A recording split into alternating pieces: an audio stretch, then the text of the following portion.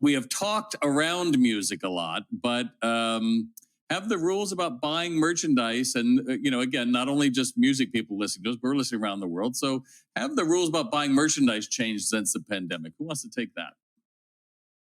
Something like that. Yeah, I completely agree. I mean, Daniel and I always believed, as most inventory management professionals would tell you, that you want to keep your inventory levels, lean and mean. You want to have obviously enough product in stock where you're not going to miss sales and you're going to make a decent profit.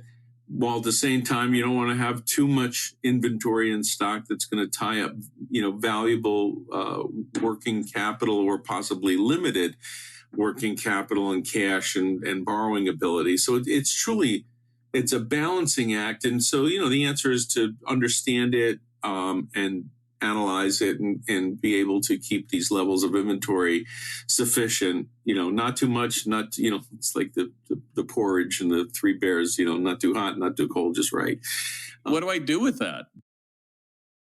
The porridge and the three bears, not too hot, not too cold, just right. What do I do with that?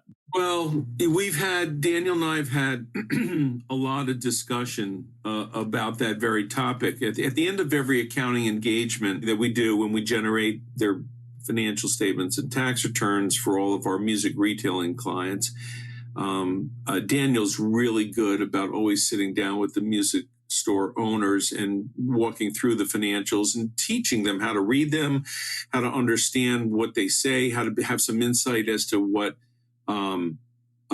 those financials are telling us, whether it be looking at inventory turns or looking at margins or looking at what we call GMROI, gross margin return on investment, and so we're all about educating all of our clients, and so keeping inventory levels mean and lean was great until the pandemic happened. And then you couldn't get product. And really, those clients that were over inventoried actually did pretty good because they had product that others didn't have. And so that basically threw out, decades of advice out the window during a pandemic. But with that being said, just like Daniel said, there's an unpredictability about, product when it's going to come in. You can order something that you think is scheduled for 6 to 12 months out. All of a sudden it shows up because the manufacturer got caught up on all their manufacturing of product sooner, because a lot of the retailers were doing things like ordering from when they could. They were basically ordering from multiple suppliers where they could. Some product you can't. So it's like, as Daniel always says, it was a pendulum. And the funny thing about pendulums, when they swing one way at the beginning of a pandemic, chances are they're going to swing back equally the other way. And that's exactly what happened. We saw many of our retailers with way too much inventory in the last year or so, because all of a sudden those orders got fulfilled, and then things that they hadn't counted on all of a sudden came in greater amounts, and it came in at inopportune time. So my last comment, I'm going to turn it over to Daniel because I know he'll have something to say about this. What I've concluded in my mind going forward is that, you have to keep inventory levels lean and mean. It's probably to your advantage if you're going to swing one way or the other to probably keep more on hand than less on hand in the event another pesky virus shows up. But the only retailers who can do that are ones that are financially well run.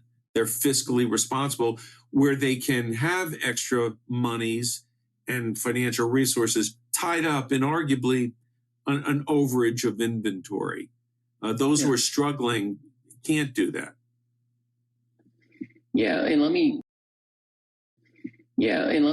let me just throw in on that, Bob, is that if there are a series of words that I use on a regular basis, is when people are calling me with these same questions that you're pushing us on. And here's the answer I give them: have a plan. It's amazing how many people don't have a plan, because everybody right now are, not, for the most part, they're making. I think, a couple things pop out that I think the supply chain, I think it has fixed. I think we are settling into 2018, 2019 in a lot of ways. I think music retailers, I think a lot of disposable purchases, whether it's home electronics or furniture, we stole demand from the future is what we did. Yeah. And then had a once in a lifetime boom. And everybody's like, oh, it's the new normal. And so you'd hire anyone you could. This is my chance to share a little bit. You hire anyone you could.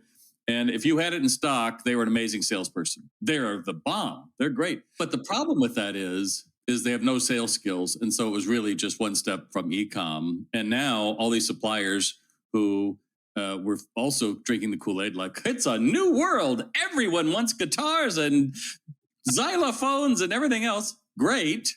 But now they're sitting on merch. And now they're going to start saying, oh, I can make you a special deal, Daniel.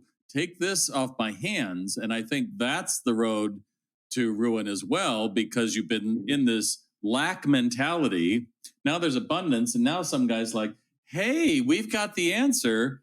And I think a lot of people get tricked into hearing the sirens call on that. I mean, is there a way to navigate between that temptation? Oh, but I could get it. I mean, our margin be so great. To your point, if you don't have a plan, what the hell are you going to do with all of these? Right. Right. So what does a retailer do? Because that's what's going to happen. If it hasn't already started, that's what's going to happen. And the thing, Bob, we always start those conversations off. You know, what do they tell you if you start a business? The best time to prepare for your exit for a business is the day that you start your business, right? So that's what they start. So we say the same thing. If you're going to make a purchase of inventory, you need to make the purchase with the thought of when you're going to sell it in mind. And if you don't have a plan to sell it, what ends up happening is musical products, for the most part, are not an appreciating asset. Their value is not going to go up. I mean, you talk to Steinway dealers, and Steinway pianos, continue to go up in volume. And there's exceptions to every rule, as we know. So there are items that are appreciated, but generally speaking, when you're talking capos and picks and guitars and drum heads, and those are later down the road if things don't work out. Great story. To me, people say, isn't it sad when you see a business go out of business? And I said, what drives me nuts is the business is full of merchandise. Yeah. This was not a person that understood retail, and they still had their little clear plastic somethings holding whatever the item was, however big or small, that it discolored, might have had shop worn or something else, but it was too precious. Someone will walk in. It's like, no, they won't. And if they did, they'd be on eBay anyway. So good. Well, thanks for that, Daniel. Alan, what is your rule of thumb for buying inventory? Explain this for all of us who don't understand what that means. We can't just say, I'll take it. Yeah.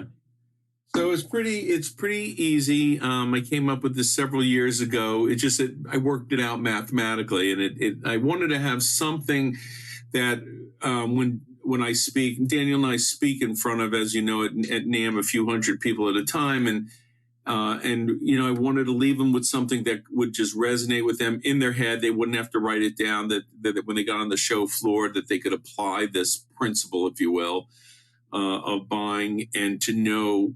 Not only to answer themselves as to whether they should buy something, but how many of an item to buy. And so I came up with this rule of thumb. The rule of thumb is, when you're looking at an item, buy that item from the manufacturer, or that quantity of item, only if you know you can sell it in X days or less, where X is equal to the gross profit percent times the number of days in a year. And then I kind of simplified it even more, just by way of example. So let's say you're looking at an electronic keyboard that sells for $1,000, and let's say your cost is $750, including shipping. So if you look at $750 over $1,000, that's a 75% cost, or 25% gross profit margin. You're going to make $250 on a $1,000 sale. All you have to do is take that percentage, 25%, multiply it times the number of days in a year. And I always tell everybody, round it to 360. Don't worry about 365. So you can do the math easy. So 25% of 365 is 90 days. So the question is simply, if you know that you for sure can sell that keyboard, that electronic keyboard, in 90 days or less, buy it. But if you know it's going to take you longer, for sure, it's going to take you longer, don't buy it. Or don't buy it in the quantity that you're looking at, buy it in a quantity that comes under those number of days. And I use two other examples just to sort of drive it home. You look at an acoustic piano that's selling for 20 grand, that's going to cost you 10 grand.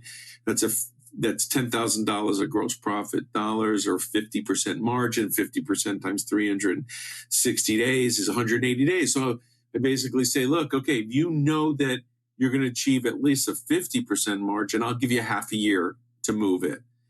But on the other extreme, and this is my last example, if you're looking at a package of guitar strings that sell for $10 and it's going to cost you $9, and you're going to make $1 on $10 sale, or 10%. 10% times 360 days is 36 days. If all you're going to make is 10%, you better be moving it in 36 days or less. And there's your perfect formula to look at margin percent against time. Basically, how much time do I have to sell this item given the margin that I'm going to achieve? I call that the because invariably, start burning, invariably longer, right? Right, and because you have these people that I always like to have people in the audience that go, how many people can think of any product in your store you've had for at least a year? Raise their hand. How about 2 years? And they're proud of it. Yeah. One person, John Bon Jovi's coming in one day. All right. Right. Well, but so I've seen people with 5 years. If I can just, musicians are hopeful people. Retailers are hopeful people. A woman's a fashionista. She knows I've got several upscale clients here in the upstate New York and Texas and Florida. They're absolutely optimistic. Absolutely, I can sell it. But so what do I do? There I am. I've got my 20,000. I'm trying to remember all of your analyticals are so detailed. I hope it's like a Rorschach test. But so I've got my $20,000 piano. I thought I would sell in 6 months because that's what Alan told me. And it's now 8 months later. So do I start whittling it down and putting it on sale? Do I say, hell no, I paid $5 for, I've got to get $5 for this. Meanwhile, that thing takes up, let's face it, serious amount of money, a serious amount of space that theoretically should be, right? So what would you tell them to start doing? I think there's a pecking order. You don't have to immediately go to discounting the product, but there's a couple of things that you can do beforehand. You can re-merchandise the item, have an event. There's a variety. Have a clinic, where you're demoing that item. There's a lot of things to bring. You can do to spiff the salespeople. There's $1,000 you sell this. Yeah. It works. Daniel worked in retail for how many years were you in? Functioning. But see, I think that's kind of it, Daniel. And that's not necessarily just musicians. That's a lot of retailers. Oh, I don't need all this, right? Or, oh, I've got it on our servers. I'm like, when did you install this? Oh, in the 80s. And you're like, do you still have the phone from the 80s? Like, it's almost a willingness not to want. For example, I do online retail sales training program, and it's very extensive. It takes 5 or 6 months, and the end of it, we say you should order mystery shops. Yeah, and you'd be shocked the pushback you get. It's almost like, well, I don't really want to know that much, and that's kind of the same thing, right? Like if I don't print it out, I don't have to worry about it. But to your point, by the time they call you, that can you help me? Without those markers, you don't even know where the boat is in the water, right? Right. Which is why it's sinking. I mean, it's not like, oh, that's a mystery. You're doing great. We just don't know it, right? It's like, oh, I can see exactly what happened. You're sitting on merch that's 10 years old and it's gathering dust, which is impacting your open to buy, which is a great place for one of you to explain, do I need an open to buy? What's the easiest way to figure it? And do you think I have to have it on every vendor, or is it a category, or what? Alan, you can go first. Well, as long as I'm short. Okay. Well, I want to just touch upon something you said earlier, and then I'm going to answer your question. When you talked about the piano and the space that it takes up, and you said and the money, when